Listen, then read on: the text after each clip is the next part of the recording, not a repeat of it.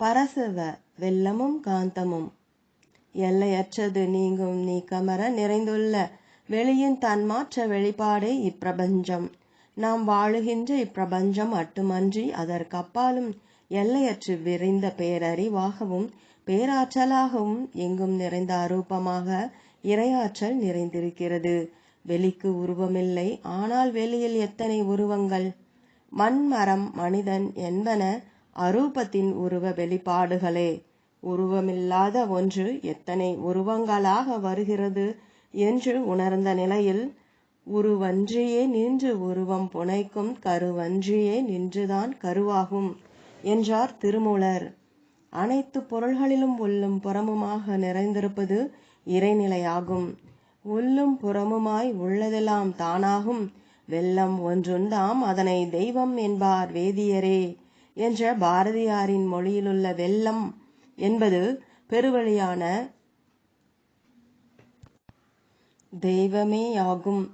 வெளி ஒன்றுதான், அதற்கு நாம் வைத்த பெயர்கள்தான் பல. வெளிக்கு ஒரு பெயர் பிரம்மம், இன்னொரு பெயர் பிதா, மற்றொரு பெயர் அல்லாஹ், அல்லாவுர், இன்னும் எத்தனையோ பெயர்கள். வெல்லம் என்பதற்கு வேதாத்ரி மகரிஷி சரியான விளக்கத்தை தருகிறார்கள். வெல் குட்டல் அம் வெல்லம். வெல் என்றால் தூய்மையானது, அம் என்றால் இறைநிலையும் அதன் அலையுமாகிய காந்தம். அம் என்ற இறைநிலை மிக நுண்ணிய காந்த அலையாக இருப்பதனால் எல்லாவற்றிலும் ஊடுருவி பாய்ந்து நிரம்பும் தன்மையாக இருக்கிறது. பாய்ம பொருளாக இல்லை என்றால் எல்லா பொருட்களையும் காத்து வரும் தன்மையில்லாத ஒன்றாகிவிடும். இறைநிலை பாய்ம பொருளாக இருந்து அனைத்திலும் ஊடுருவி பாய்ந்து நிரம்பும் தன்மை கொண்டதாகையால் அது இல்லாத பொருளோ துகளோ இல்லை. அதனால்தான் தூணிலும் இருக்கிறான், துரும்பிலும் இருக்கிறான் என்ற பழமொழி வழக்கை உறுதி செய்வதற்கு காரணமாகிறது. புலன்களால் உணர முடியாத அனைத்தடக்கமான இக்காந்த ஆற்றலே தெள்ளத் தெளிவான பாய்ம பொருள் என்று வேதாத்திரியம் கூறுகிறது. வெல்லம் என்ற பாய்ம பொருளையே முன்னோர்கள் பிரணவம் என்ற வார்த்தையினால் வழங்கி வந்தார்கள். இறைநிலை எல்லாவற்றிலும் புகுந்த நிறையும் பாய்ம பொருள் மைட்டி டிரான்ஸ்பரண்ட் ஃப்ளூயிட். பாய்ம பொருள் நீரும் அன்று, தீயும் அன்று, வாயுவும் அன்று, இவை அனைத்தும் அல்லாத ஒரு பொருள். அது பயிருக்குள் நீரும் நீருக்குள் பயிரும் போன்றது. எல்லா இடங்களிலும் ஊடுருவி பாயத்தக்க, எல்லாவற்றையும் ஊடுருவி பார்க்கத்தக்க தங்கு தடையில்லாத பொருள். அது எதுவாக இருக்க முடியும்? இறைநிலை ஒன்றுதான் எல்லா இடங்களிலும் ஊடுருவி பாயத்தக்கது. அலையாக இருந்தாலும் சில இடங்களில் ஊடுருவி பாயும், சில இடங்களில் தங்கிவிடும். இது எப்படி என்றால், காற்றடிக்கிறது, தடை இருந்தால் காற்று ஊடுருவி பாய முடியாது. தடைப்படுகின்ற இடத்தில் அது சுற்றி வளைத்து போகும். ஆனால் சுத்தவெளியோ தனக்கு எதுவுமே தடையாக இல்லாமல் எங்கும் ஊடுருவி போகக்கூடியது. எங்கும் நிறைந்த ஒரு பொருள் அது.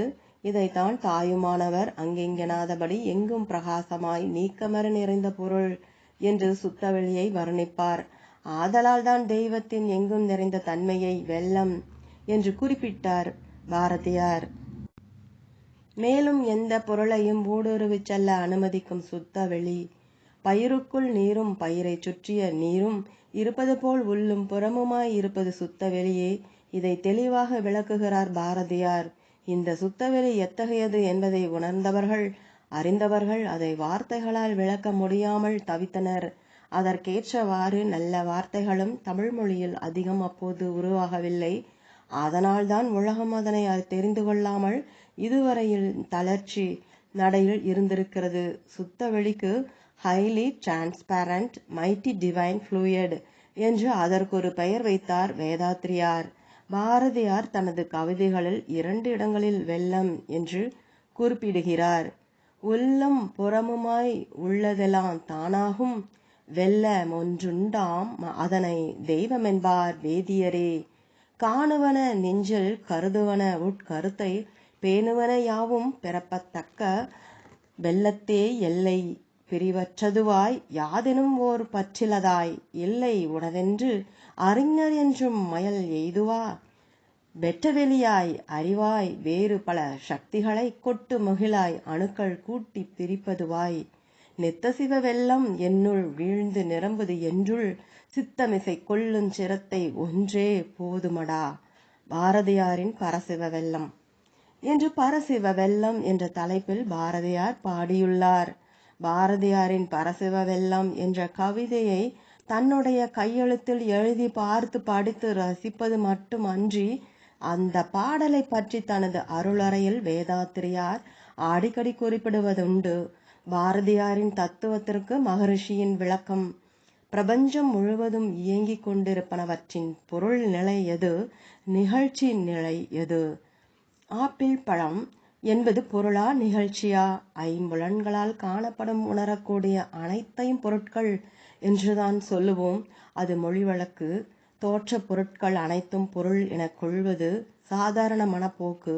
ஆனால் உண்மையில் அவை பொருளா என சிந்திக்க வேண்டும், ஆராய வேண்டும்.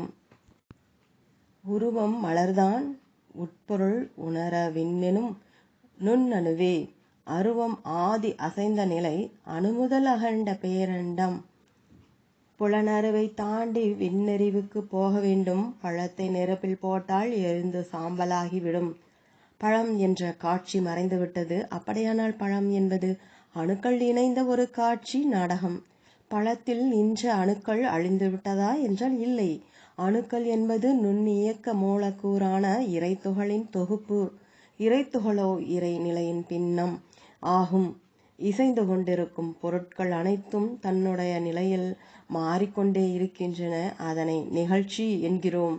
சித்தர்கள் வரிசையில் 19வது மற்றும் 20வது சித்தர்களாக காட்சி தருகிறார்கள் என்றால் அது மிக இல்லை.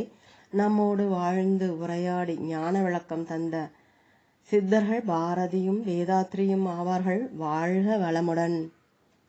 ஓம். தொடரும்.